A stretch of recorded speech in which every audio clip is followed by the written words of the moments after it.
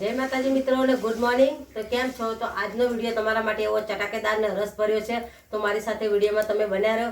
जो वधेला भात होय अने मोंघा भावना तमे चोखा लावो छो 1200-1300 रुपया कट्टानो भाव छे अने वधेला भात होय के खीचड़ी होय जो तमे एने वेस्ट समझीने नाखी दो तो हवे तमारे नाखवा नहीं, तमे नाखो छो तो तमे घणुं बधुं नुकसान करो छो। पण आजे हूँ तमने जे आपणा वधेला भात छे अहींया मारी कने वधेली खीचड़ी छे तमे अहींया जोई लो।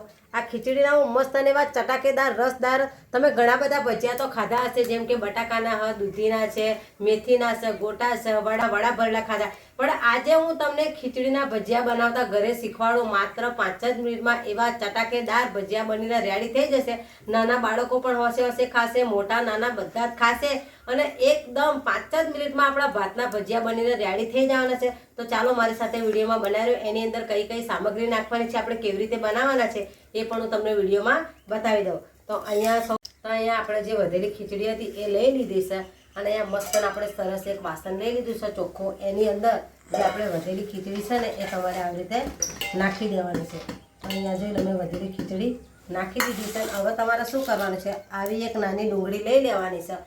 डूंगरी तो तमे एनामां नाखो ने એટલે કોઈ પણ વસ્તુ તમે બનાવો છો જમવાની ડુંગળી નાખો ને એટલે એનો સ્વાદ અલગ જ આવે છે। એટલે આપણે અહીંયા એક નાની હરકી ડુંગળી લઈ લેવાની, એને સરસ અંદર સમારી લેવાની છે। એટલે આપણે જે ભજીયા બનાવીશું ખીચડીના એકદમ ટેસ્ટી અને કુરકુરા બનવાના છે અને ખાવામાં પણ હેલ્ધી રહેવાના છે। અને તમે આના ખાશો ને એકવાર બનાવી તો તમે ખાતા રહી જશો। તો અહીંયા આપણે નાની ડુંગળીને સમારી લઈશું અંદર।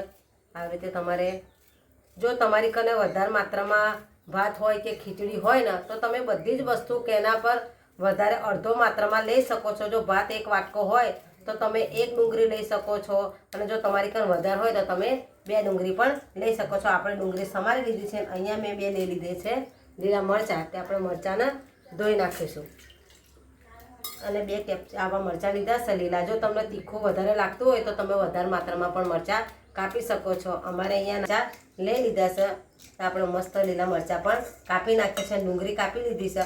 હવે એની અંદર આપણે જો મેં અહીંયા એક વાટકો મારે ખીચડી હતી એ લીધી છે। જો તમારે વધારે માત્રામાં હોય ને તો અજમો, જીરું, તલ અને હળદર તમે વધારે માત્રામાં લઈ શકો છો। અને અજમો ને જીરું છે ને મેં આજથી આમ કરીને સમારી લીધેલું છે। એટલે આ બધી જ વસ્તુ આપણે આની અંદર નાખી દેવાની છે।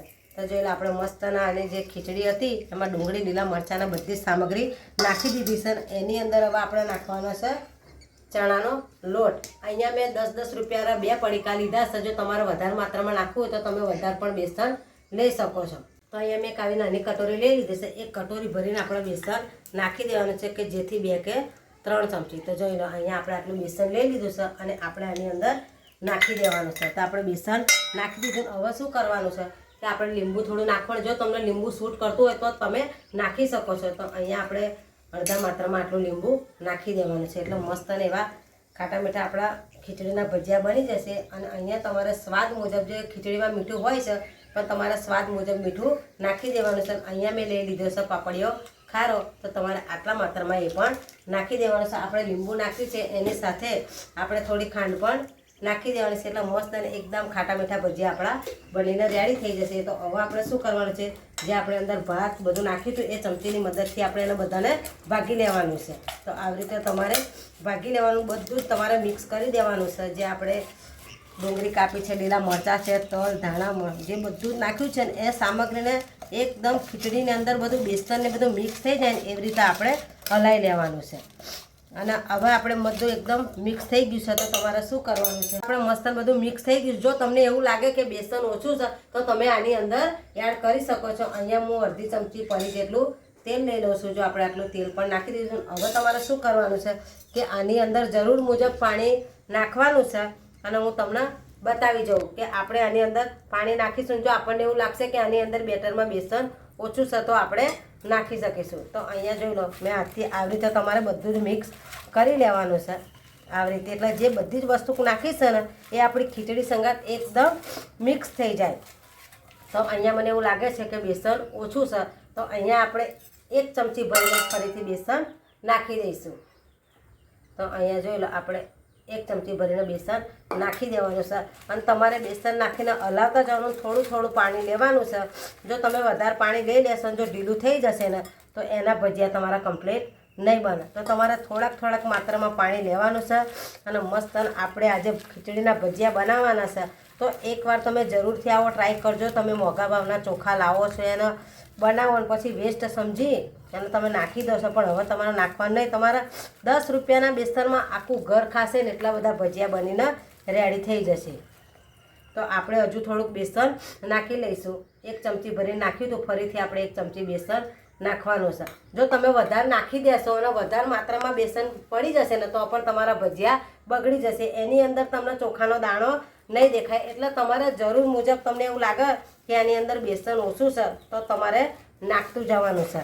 તો આપણું મસ્ત બેટર બની ગયું છે. જોઈ લો, એકદમ બધી જ વસ્તુ ખીચડી હંગાત મિક્સ થઈ ગઈ અને હાથમાં એકદમ લોચાની જેમ આવી જાય ને એવું મસ્ત બેટર બની ગયું છે. અને હવે આપણે શું કરવાનું છે કે આપણું આ બેટર બની ગયું છે એને થોડીક વાર માટે આપણે મૂકી દેવાનું છે. તો આવી રીતે તમારે ઢાંકીને થોડીક વાર મૂકી દેવાનું. ત્યાં સુધી જે આપણે ચૂલો અહીંયા રેડી કરી દીધો છે એની અંદર આપણે તેલ નાખી દઈશું. તો મિત્રો આપણું તેલ થઈ ગયું છે અને તમે જોઈ લો આપણું બેટર કેટલું મસ્ત થઈ ગયું છે. હવે એની અંદર આપણે ભાતના ભજીયા નાખવાનું ચાલુ કરી દેવાનું છે. તો આવી રીતે તમારે તેલનો બહુ ઉકળવા નથી દેવાનું. જો તમે તેલ બરાબર ઉકળવા દેશો તો તમારા ભજીયા ઉપરથી બળી જશે અને અંદરથી રહેશે કાચા. તો આવી રીતે આપણે બધા જ ભાતના ભજીયા છે એના ચોફેરથી મૂકતું જવાનું છે અને તમારે ફેરવતા જવાનું છે. એટલે એક બાજુ ચડી જાય ને બીજી બાજુ કાચા રહે એટલે તમારે તાપ ધીમો જ રાખવાનો છે. એટલે ઉપરથી એકદમ બળી જશે અને અંદરથી કાચા રહેશે. તો આપણે તો મસ્ત ચોફેરે જે ખીચડીના ભજીયા છે એ મૂકી દીધા છે. તો મસ્ત આપણું તેલ થઈ ગયું ને આપણે બધા ચોફેરથી ભજીયા નાખી દીધા છે અને ચોફેરે ઉકળી જાય એટલે આપણે હલાવી લેવાનું છે. જો તમે વધારે તાપ કરી દેશો, જો તેલ એકદમ ઉકળી જશે તો તમારા ભજીયા બળી જશે. તો આપણે તો હલકા હાથે બનાવવા છે. એકદમ ટેસ્ટી અને સ્વાદિષ્ટ ભાતના ભજીયા બનીને રેડી થઈ જવાના છે. તમારે આવી રીતે ફેરવી લેવાના છે જારાની મદદથી. જોઈ લો, મસ્ત આપણા ભાતના ભજીયા એકદમ જોરદાર રીતે મેં તળી રહ્યા છે અને મસ્ત દેખાય છે. તો આવી રીતે તમારે ટેસ્ટી અને સ્વાદિષ્ટ ભાતના ભજીયા ઘરે એકવાર બનાવીને જરૂર ખાવાના છે. નાના મોટાના બધાને જ આ ભજીયા ભાવશે. તો જોઈ લો, એકદમ આપણા ભજીયા કમ્પ્લીટ થઈ જશે એટલે આપણે નીચે ઉતારી દઈશું. અત્યારે તેલ આપણું થઈ ગયું છે અને અંદર થવા દે. તો મિત્રો તમે જોઈ લો આપણા ભજીયા કેટલા મસ્ત બનીને રેડી થઈ ગયા છે. તમે આ ભજીયા ખાશો ને તો તમે બજારના પણ ભજીયા ભૂલી જશો ને એકદમ સ્વાદિષ્ટ ને ટેસ્ટી ભજીયા આપણા બનીને રેડી થઈ ગયા છે. અને આપણે ધીમા તાપે જ એને થવા દીધો છે. આવી રીતે આપણે બધા જ એને કાઢી લેવાના છે. તો એકદમ કુરકુરા ને મસ્ત આપણા ભજીયા બનીને રેડી થઈ ગયા છે. તો આપણે બધા જ ભજીયાને આવી રીતે કાઢી લેવાના છે. તમે એકવાર આનો ટેસ્ટ લેશો ને તો તમે બજારના ભજીયા પણ ભૂલી જશો. જોઈ લો, આપણા એકદમ સરસ કેટલા સરસ ભજીયા બનીને રેડી થઈ ગયા છે. તો આપણે જે થોડું ઘણું હજુ બેટર વધ્યું હતું ને એના અંદર નાખી દઈશું. તો આવી રીતે વધેલું છે આપણું બેસન ને એનું પણ આપણે નાખી દઈશું ને જોરદાર આપણા ખીચડીના ભજીયા બનીને આજે રેડી થઈ ગયા છે. બધા જ ઘરના હોંશે ખાશે ને એમ કહેશે કે ફરીથી એકવાર આવા જ ભજીયા બનાવો. તો તમારે જે વધેલું હોય એને નાખી નહીં દેવાનું વેસ્ટ સમજી. અને આવી રીતે તમે બનાવશો આખા ઘર તમારા 10 રૂપિયાના બેસનમાં તો આખા ઘરનો ભજીયા થઈ જશે ને એટલા બધા ભજીયા ફરીથી આપણે અંદર નાખી દીધા છે. હવે આપણું બેસન પતી ગયું છે અને આ ભજીયા રેડી થઈ જાય એટલે તમને બતાવી દઈએ કે એકદમ ટેસ્ટી અને કુરકુરા ઘરે જ આપણે ખીચડીના ભજીયા બનાવ્યા છે. અને 10 રૂપિયાના બેસનમાં આખું ઘર ખાઈ જાય ને એટલા બધા ભજીયા બનીને રેડી થઈ ગયા છે. લો જો દિયાબેન ચાખી જોવો છો કે આપણા ભજીયા કેવા બન્યા છે.